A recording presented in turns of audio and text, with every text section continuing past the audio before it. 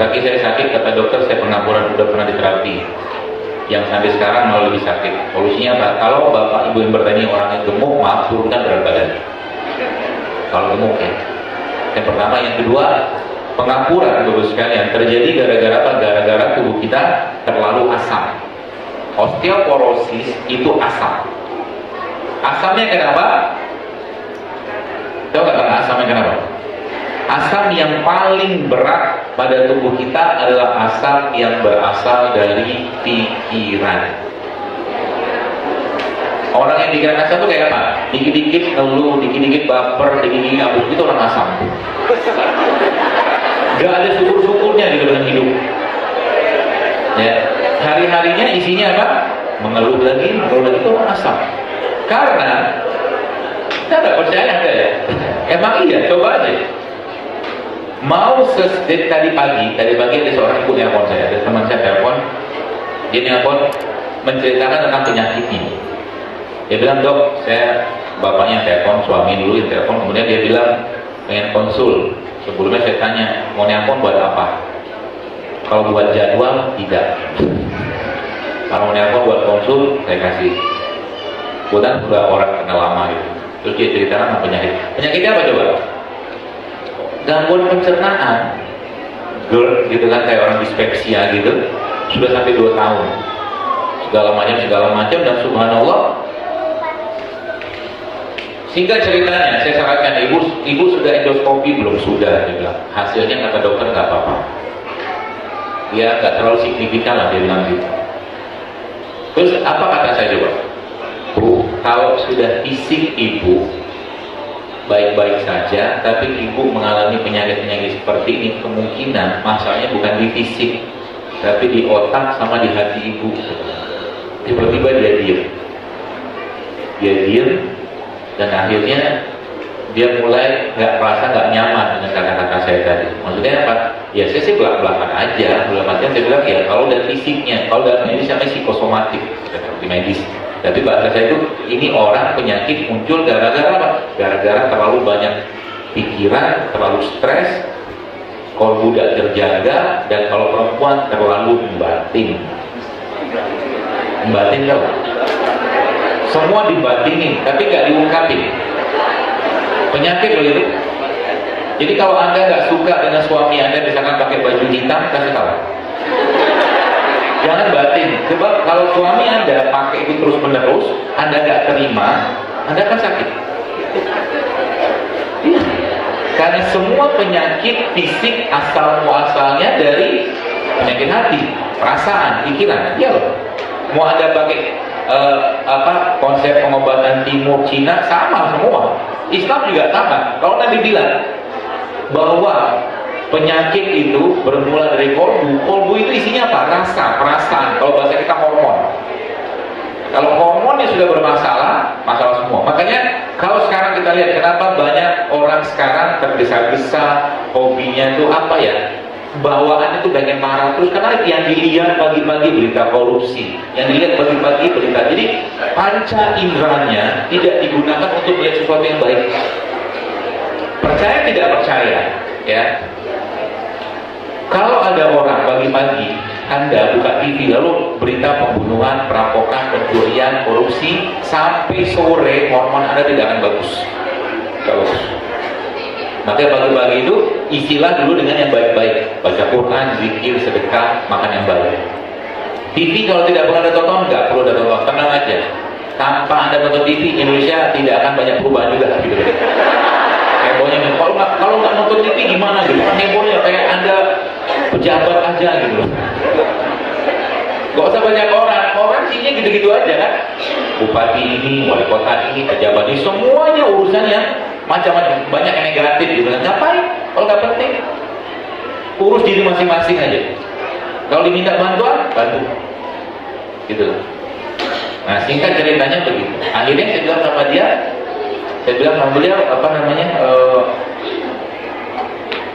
ada beberapa saya kasih resep obat sama dia gitu kan. Terus saya bilang, berarti coba Bu, saya bilang, jangan dipendam gitu, tapi ibu nih, karena Anda itu makhluk yang kata Rasulullah ya, kurang akal dan kurang agama. Hadisnya begitu. Wanita itu karena bahkan ya, ini bukan buat menyinggung, tapi memang beginilah wanita. Maka wanita itu tidak diberikan hak talak. Kalau wanita diberikan hak talak satu kali atau satu hari bisa 20 kali ditalak suaminya. Karena mereka bersikap, berpikir pakai perasaan. Oleh sebab itu sebabnya pernah baca hadisnya, kalau wanita bersaksi sama laki-laki bersaksi beda jumlah. Betul? Karena Anda nggak bisa dipercaya. Cenderung gitu kan, cenderung melakukan atau bersikap itu pakai perasaan. Kalau perasaannya terbina itu luar biasa, bagus. Tapi kalau tak terbina, bahaya. Nanti kanker yang muncul. Bapak ibu, ibu-ibu sekalian, tahu nggak PCO itu muncul dari mana? Ini loh, PCO, polycystic ovary syndrome itu asal muasalnya dari pikiran yang stres waktu hamil. Makanya hati-hati dengan hati. Itu saja. Kalau nggak perlu marah, jangan marah. Kalau nggak perlu ngeluh, jangan ngeluh. Ya. Kalau sekarang saya mengeluh, contoh misalnya kayak kondisi saya sekarang ini. Kalau saya mau ngomel-ngomel, bisa banget saya ngomel. Yang benar aja saya bawa pengen tas itu segala macam. Tapi buat apa mengeluh? Ada satu kata yang teman-teman perlu.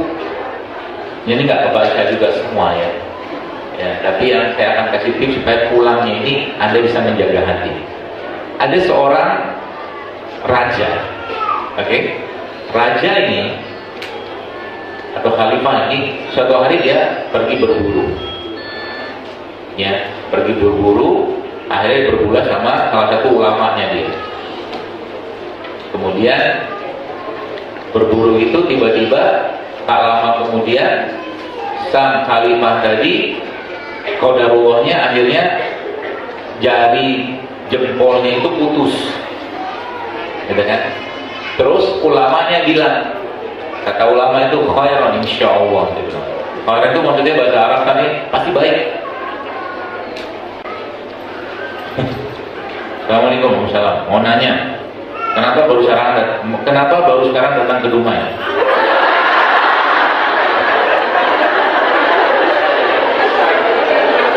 Karena rezekinya baru sekarang. Nah, dengarkan baik-baik kisahnya. Lalu, waktu dia berburu tadi sama ulamanya, jadi katakan khairan, pasti baik. Jadi kata-kata khairan itu pasti baik. Kata dia dengan marah si khalifah tadi. Ente, tangan saya terputus, ente bilang pasti baik, apa ceritanya? Marah dia kan, akhirnya si ulama itu dipenjarakan sama dia. Singkat cerita, tak lama kemudian khalifah berburu lagi. Kisahnya begitu. Waktu dia berburu lagi itu, qadarullah-nya dia tertangkap oleh satu suku. Nah, suku ini hobinya mempersembahkan manusia ke dewa mereka. Tangkaplah si khalifah, waktu mau dipersembahkan, disembelih, dibunuh gitu, tiba-tiba dicek. Ternyata jempolnya tidak lengkap. Gak jadi, akhirnya dipulangkanlah. Baru dia sadar kalimat ulama tadi. Ulama tadi bilang apa? Khairan insyaallah, pasti baik. Akhirnya apa? Dia keluarkan si ulama dari penjaranya. Kemudian dia tanya, dia minta maaf gitu segala macam. Terus dia bilang, saya baru paham kalimat Anda tadi tentang atau kata Anda di khairan, ternyata begini. Sekarang saya mau tanya, khairan insyaallah-nya Anda di penjara apa? Dia bilang apa? Bapak khalifah, gitu kan? Kalau seandainya saya tidak mengucapkan kata itu, lalu Anda tidak memenjarakan saya, kemungkinan besar waktu Anda berburu yang kedua tadi siapa yang dipersembahkan? Saya. Karena kan dia lengkap kan? Gitu loh. Jadi apapun yang kita lakukan, apapun yang kita kerjakan, ketika sesuatu itu tidak sesuai dengan harapan, khairan insyaallah pasti baik. Ucapkan terus kata-katanya mau diajar kalau Nabi SAW oleh para sahabat. Jadi ketika mungkin banyak kempes, jangan maki-maki, tapi ucapkan khairan insyaallah. Cari solusinya. Ya, lagi macet nih. Semua gitu. Jadi hati kita terbina, Pak Bu. Apalagi nih. Kayak begini nih. Ini pertanyaan begini ya. semoga yang bertanya dalam hati yang baik, dalam emosi yang baik. Tapi kalau maaf, saya ini mencoba menganalisa, dalam artian mencoba kita belajar bersama. Kalau seandainya tiba-tiba muncul dongkol, muncul apa, bahaya. Contoh begini ya, kita janjian sama teman, misalkan nih, lihat bagaimana hati itu gampang banget berubah. Tiba-tiba dia nggak datang, kita janji jam 9, tiba-tiba dia nggak datang, setengah 9:04 nggak datang, setengah 10 nggak datang, jam 10 nggak datang, 11 nggak datang, maki-maki dia. Pak Sofwan udah janji, kata ngomong segala macam gitu kan. Nah, apa perintah agama tentang itu? Nabi bilang apa? Berilah uzur pada saudaramu. Gitu. Kalau muncul kayak begitu, maka langsung ada sampaikan ke dirinya, oh mungkin macet, oh mungkin bannya bocor, oh mungkin banjir, oh mungkin, sehingga nanti kalau sudah selesai alasannya nggak ada alasan lagi, Anda katakan, oh mungkin dia hari tidak datang karena dia punya uzur yang saya tidak tahu. Selesai. Daripada ngomel-ngomel. Itu sebabnya doa yang paling sering dibaca oleh Nabi apa? Ya muqallibal qulub, tsabbit qalbi. Karena kita gampang banget berubah perasaannya. Gitu. Tanpa sadar ya, kalau misalkan di pinggir jalan ya, ada kecelakaan ya, terus katakanlah orang rame-rame itu ributnya minta ampun, kita ngeliat itu terus, kita lihat itu akan mempengaruhi mata indera kita. Kalau mau tolong, kalau nggak mau tahu jangan, kalau nggak mau tolong pergi aja. Itunya kita akan bermati. Itu sebabnya di zaman Nabi SAW, ketika beliau SAW melewati satu tempat, itu kampung Madain Saula itu, Nabi SAW langsung cepat-cepat sama sahabatnya lewat situ, gak mau lama-lama. Betul? Betul. Karena mempengaruhi panca indera. Nah, kembali ke pengampuran. Pengampuran terjadi karena apa? Karena asam. Badannya terlalu asam. Asam karena apa? Karena 4 hal tadi. Pertama tadi, karena beberapa hal tadi. Yang pertama paling dominan karena pikiran. Akan jaga baik-baik hatinya. Yang kedua karena apa? Tadi nasi, gula, tepung, minyak. Itu asam semua tuh. Allah menciptakan. Kenapa bayi lucu? Bayi umur 0 sampai 6 bulan kenapa lucu? Salah satunya emang karena bayi lucu. Salah duanya karena bayi minum ASI. ASI itu pH-nya, kalau Bapak Ibu mau cek, itu pH-nya sama kayak air zam-zam. Ya ASI. Maka kalau Anda mau sehat,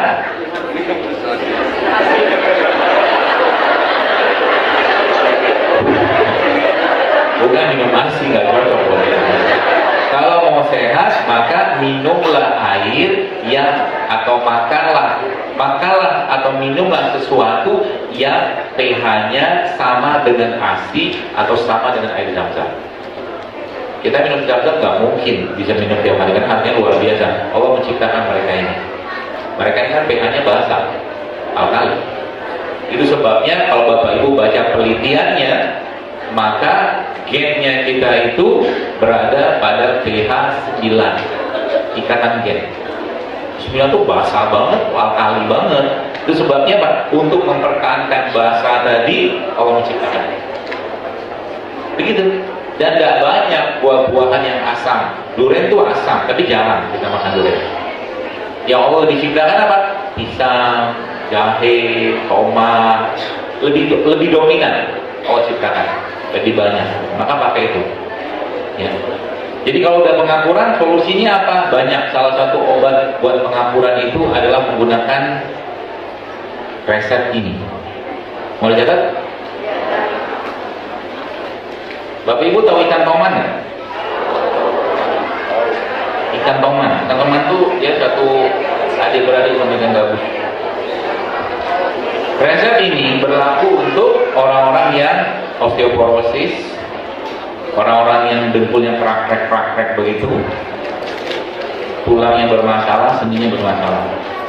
Intinya adalah mulai diperbanyak konsumsi ikan toman atau ikan gabus dan pepaya mengkel tiap hari.